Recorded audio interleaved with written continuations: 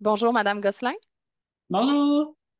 D'entrée de jeu, pourriez-vous vous présenter brièvement et décrire votre lien avec le district Lac-Saint-Charles-Saint-Émile? Oui, donc moi c'est Sophie Gosselin, candidate pour le district Lac-Saint-Charles-Saint-Émile avec l'équipe de Québec d'abord, avec Claude Villeneuve comme candidat à la mairie. Moi, sur le plan professionnel, là, j'ai travaillé 15 ans dans l'administration publique québécoise, aux affaires municipales, au transport. J'ai une maîtrise en aménagement du territoire et en développement régional, donc je connais bien les rouages du monde municipal et la complexité qui entoure la gestion municipale. Puis, j'ai toujours aimé m'engager dans ma communauté par ailleurs. J'ai été membre fondatrice du marché public de Limoilou, participante au programme de jumelage interculturel du Centre multiethnique de Québec. Et actuellement, je suis vice-présidente de mon conseil de quartier de Lac-Saint-Charles. Donc, d'où le lien avec mon district. J'y demeure et j'y suis engagée. Donc, c'est ça, je suis devenue très familière avec les enjeux qui concernent les citoyens de mon secteur. Puis, en voyant les élections municipales approcher, j'ai eu envie de mettre à profit mes compétences puis mon expérience pour agir sur ces enjeux-là. Puis, c'est une manière de redonner à ma communauté également. Puis, c'est ça, tu sais, le palier municipal il est super intéressant, là. C'est le plus près des gens, puis c'est là où on peut vraiment concrètement intervenir pour améliorer le quotidien des citoyens. On a beaucoup entendu parler dans les dernières années au Québec que la politique municipale, ben, c'est pas facile. Élections Québec rapportait en début d'année que plus de 1000 élus ont quitté leur poste depuis le début du dernier mandat. Il semble vraiment y avoir un problème. Quelle est votre opinion sur le sujet? Ben, c'est vrai que le nombre de démissions en politique municipale, c'est quelque chose dont il faut se préoccuper. Le rôle d'un élu, je pense, demande déjà beaucoup de temps, d'écoute et d'engagement. Ça doit être encore d'autant plus exigeant dans le contexte actuel où les propos haineux sur les réseaux sociaux se multiplient. Les attaques personnelles, je pense surtout envers les femmes, sont particulièrement violentes. Puis au final, ça finit par atteindre l'entourage des gens ciblés. Donc, je pense qu'il ne faut pas hésiter à dénoncer ce genre de dérapage-là. Je m'accroche au fait que c'est probablement une minorité très vocale, mais minorité tout de même. Je pense que les gens en général demeurent assez respectueux, mais il en demeure pas moins que c'est tolérance zéro. Quel est le premier dossier auquel vous souhaitez vous attaquer au début du prochain mandat? Je peux pas me contenter d'un seul dossier. Il y a trop de boulot à faire. Il y a un sentiment ici assez généralisé d'avoir été oublié dans les dernières années, comme si les quartiers plus éloignés sont les derniers à recevoir des services, voire pas de services du tout. Donc, ma priorité, ça va être d'être à l'écoute des gens puis de mettre leurs besoins au cœur des décisions. Je veux vraiment mettre beaucoup d'énergie là-dessus. Mais en premier lieu, je pense que ça va prendre une vision. Le district rajeunit, le secteur résidentiel se développe rapidement, mais sans que les services aient nécessairement suivi.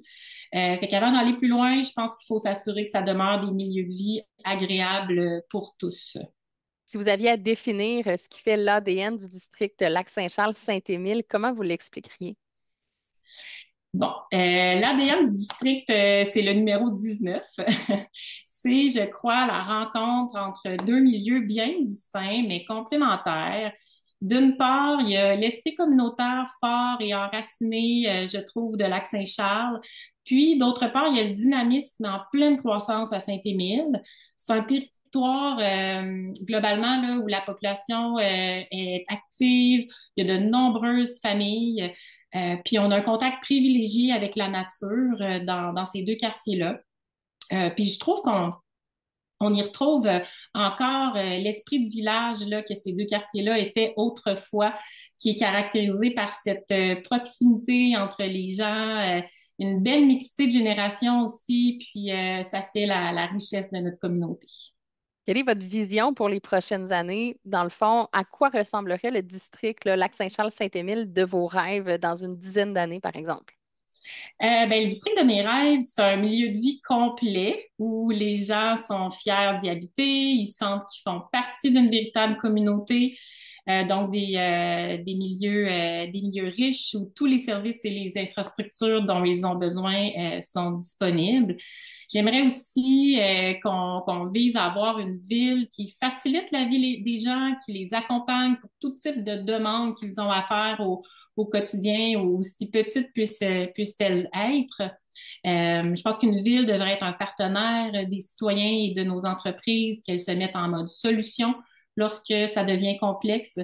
Puis vous savez, avec Québec d'abord, on veut simplifier puis rendre les services plus accessibles. On veut rassembler autant le centre-ville que les banlieues pour bâtir une ville pour tout le monde. Puis on veut investir dans l'avenir pour mieux vivre au quotidien. Donc, c'est trois principes de gouvernance qui vont guider ma vision au cours des prochaines années. Quelles sont vos priorités pour le prochain mandat en matière d'investissement et de budget? Bien, notre cadre financier va être déposé sous peu, donc on aura l'occasion d'avoir un peu plus de détails sur ce plan-là, mais on sait déjà où sont les priorités. Pour le district 19, le retard, il faut rattraper le retard dans les services. Dans plusieurs secteurs, les citoyens ont l'impression d'avoir été oubliés. Donc, par exemple, on me parle de centres communautaires qu'il faut mettre au point. Par exemple, aucun de nos deux centres communautaires dans le district ont des gymnases. On me parle de traverse piétonne sécuritaire pour tout le monde, mais pour faciliter la traversée de nos plus vulnérables, nos jeunes, nos aînés. On me parle globalement de sécurité routière. Vous savez, il y a des manières d'aménager les rues pour que les gens se sentent plus en sécurité. Puis, un autre sujet récurrent, c'est la disponibilité des parcs, puis le manque d'infrastructures dans les parcs existants, comme des jeux d'eau, comme des modules pour les tout petits, avoir un parc de skate qui soit sécuritaire et tout autre type de plateau sportif, mais tu sais, pour les besoins du quotidien.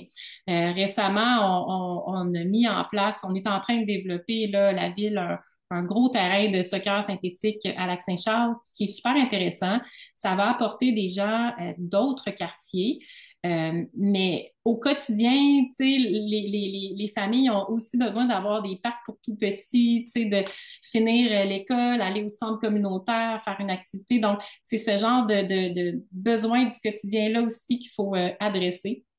Puis, le secteur résidentiel qui se développe rapidement, ça a quand même amené une certaine congestion routière sur des artères principales.